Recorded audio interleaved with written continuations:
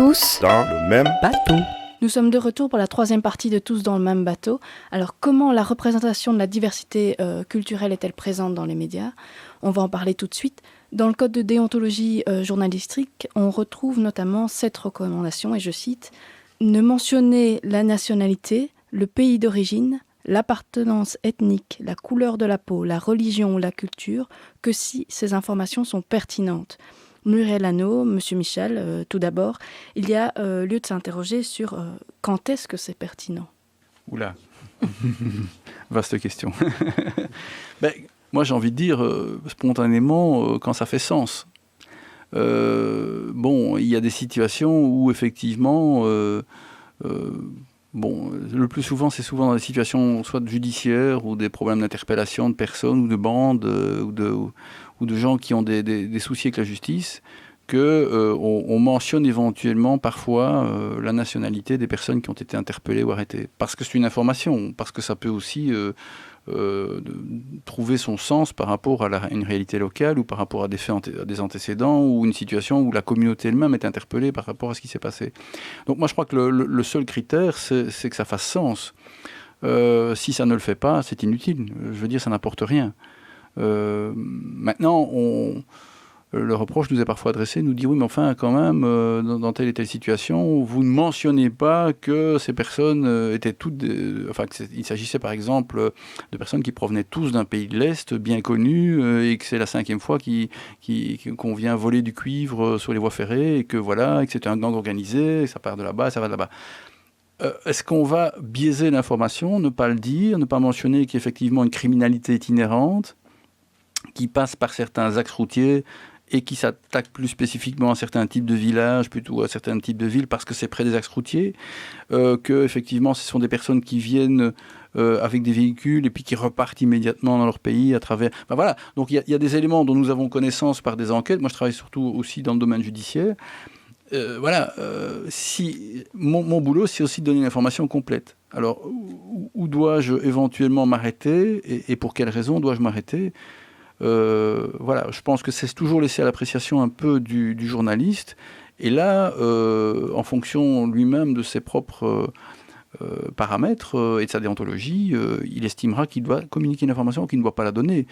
Libre aux gens qui ont éventuellement été mis en cause aussi de réagir. Je rappelle qu'il y a quand même toujours le droit de réponse, il y a la possibilité aussi de corriger. Et puis, il y a quand même des lois qui sont là aussi et qu'on ne peut pas faire n'importe quoi. Madame Hanot, où se trouve cette limite, justement ? Et donc, la question de l'appréciation est effectivement d'abord professionnelle. Et donc, il y a des droits de réponse, il y a des lois. Je rappelle aussi qu'en termes de traitement de l'information, la déontologie, quelqu'un qui estimerait qu'il a été lésé par rapport à la manière de traiter cette information ou qui jugerait non pertinent la mention de la nationalité ou de l'origine, peut recourir à un conseil de déontologie qui peut examiner les choses pour la profession. Sur le plan audiovisuel, la loi, c'est une interdiction de l'incitation à la discrimination.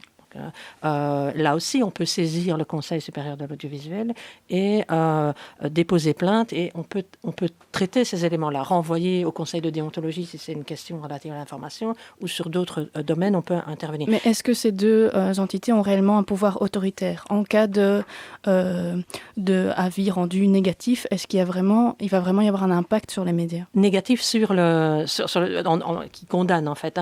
Et donc, dans le cas du Conseil de déontologie, ça n'implique que la profession, donc il y aura publication d'un avis qui est relativement suffisant en principe que pour, en tout cas, attirer l'accent des journalistes et des rédactions sur une manière de faire. C'est aussi une façon pour l'instance de déontologie de questionner les pratiques et de voir justement, de poser des balises et de réinformer, de mettre en avant les choses. Donc ce n'est pas contraignant directement, c'est de l'autorégulation et donc c'est plutôt une évaluation par la profession de ses propres pratiques.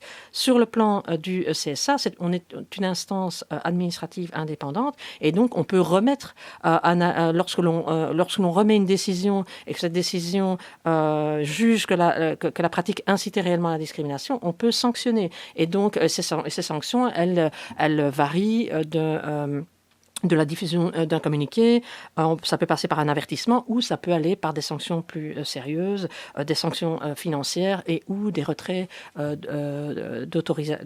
d'autorisation quand il s'agit d'autorisation ou en tout cas on peut intervenir réellement de manière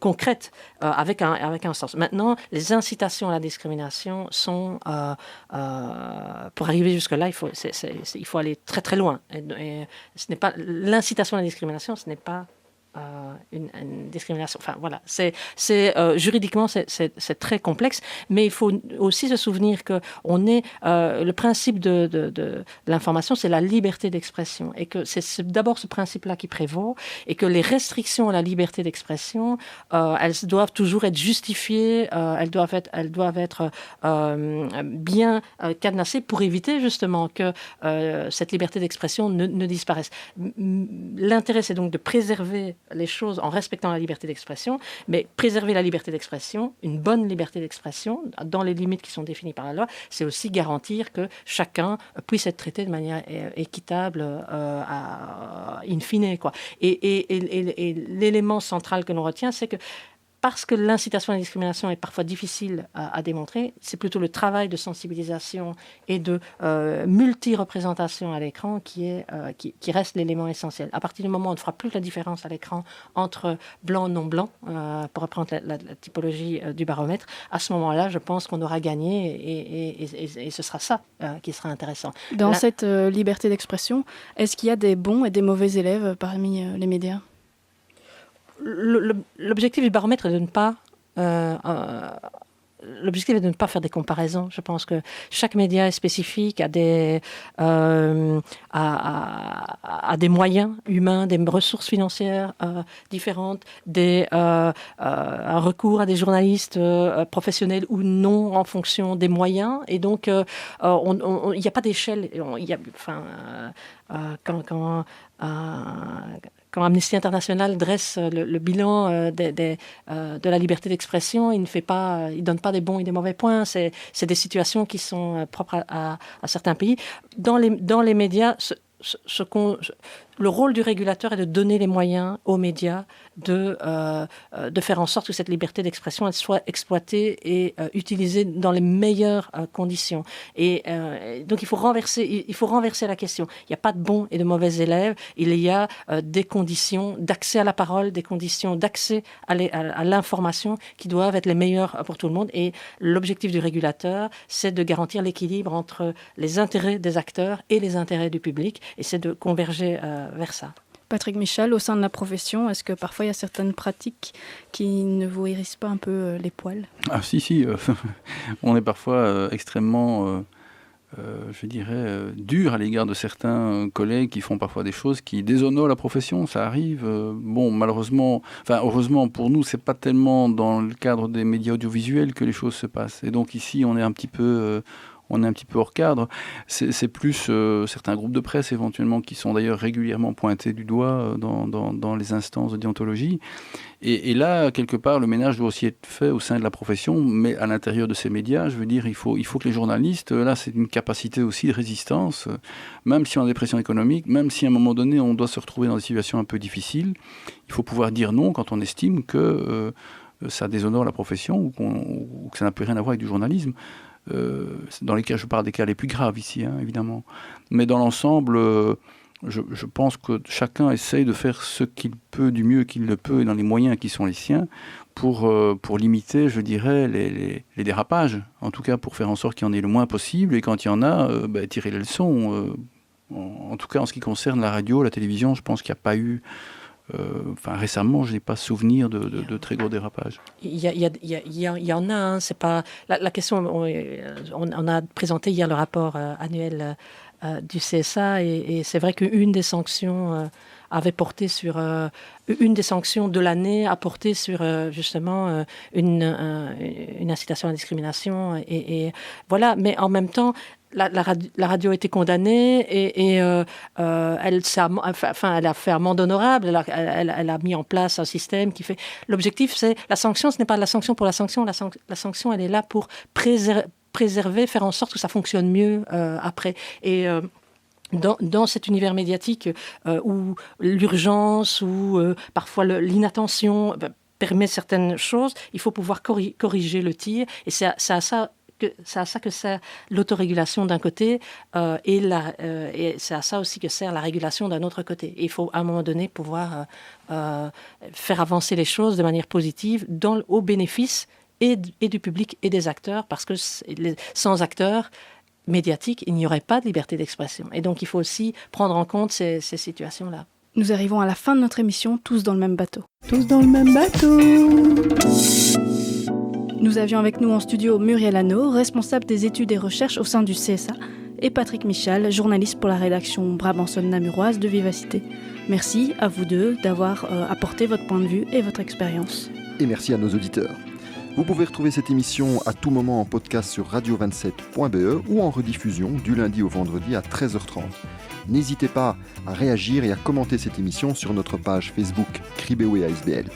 La mise en onde était assurée par Mario de Calvania. On vous donne déjà rendez-vous le 10 septembre à 13h30 pour une émission qui cette fois-ci en direct et qui se voudra interactive. Et nous avons été inspirés, Patrick, pour la prochaine émission. Pouvez-vous déjà nous souffler le thème ? Avec grand plaisir, Mario. Mais ici, vous me demandez un scoop. Alors, nous avons choisi d'aborder un sujet pas facile, à savoir la question du radicalisme au travers de l'histoire et des différents courants philosophiques. Chers auditeurs, jetez régulièrement un œil sur la page Facebook du Cribewe car des infos suivront. On vous invite également à d'écouter le Cribewe vous tire le portrait. Chaque mois, découvrez à travers ces reportages mensuels une association, un organisme, une activité qui se veut interculturelle ici dans le Brabant wallon. Et tout au long de cette émission, c'était Patrick Monjoie et Mario de Calvania du Cribewe pour vous servir. Et à bientôt sur Radio 27.